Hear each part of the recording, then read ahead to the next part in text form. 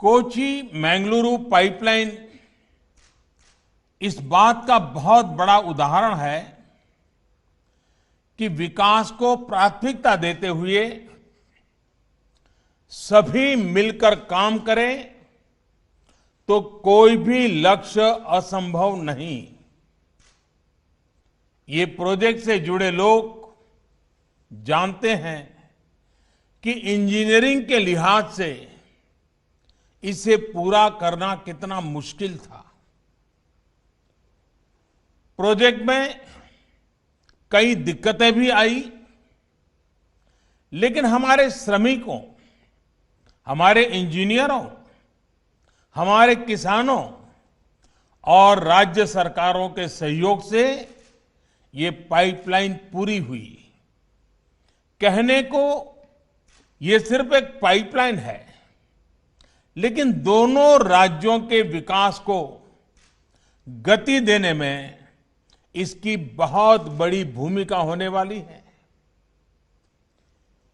क्यों आज देश गैस बेस्ड इकोनॉमी पर इतना बल दे रहा है?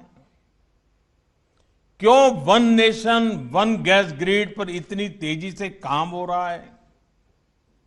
क्यों आत्मनिर्भर भारत के लिए गैस बेस्ड इकोनॉमी का तेजी से विस्तार बहुत जरूरी है? वो सिर्फ इस एक पाइपलाइन के फायदों से समझ आ जाएगा। पहला, ये पाइपलाइन दोनों राज्यों में लाखों लोगों के लिए ईज ऑफ लिविंग बढ़ाएगी।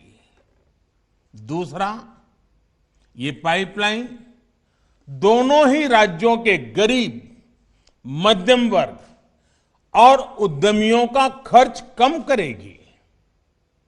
तीसरा, ये पाइपलाइन अनेक शहरों में सिटी गैस डिस्ट्रीब्यूशन सिस्टम उसका एक माध्यम बनेगी।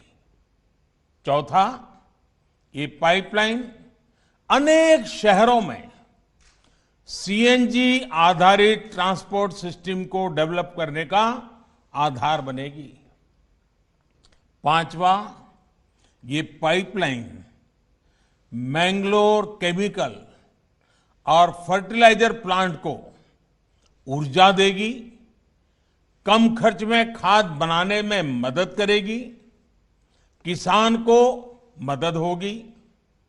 छठा, ये पाइपलाइन मैंगलोर रिफाइनरी और पेट्रोकेमिकल को ऊर्जा देगी, उन्हें स्वच्छ ईंधन देगी।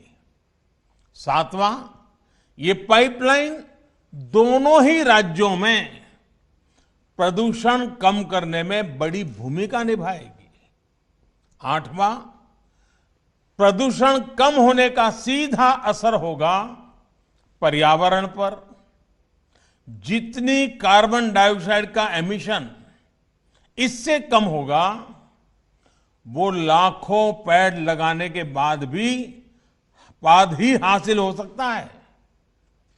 साथियों, नवा लाभ ये कि पर्यावरण बेहतर होने से लोगों की सेहत भी अच्छी रहेगी, बीमारी पर होने वाला उनका खर्च भी कम होगा।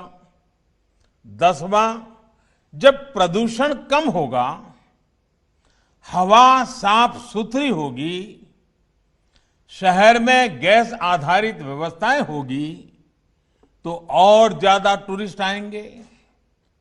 टूरिज्म सेक्टर को भी इसका लाभ होगा।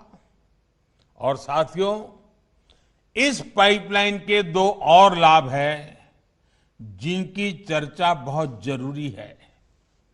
इस पाइपलाइन के निर्माण के दौरान 12 लाख मैन डेज का रोजगार जनरेट हुआ है।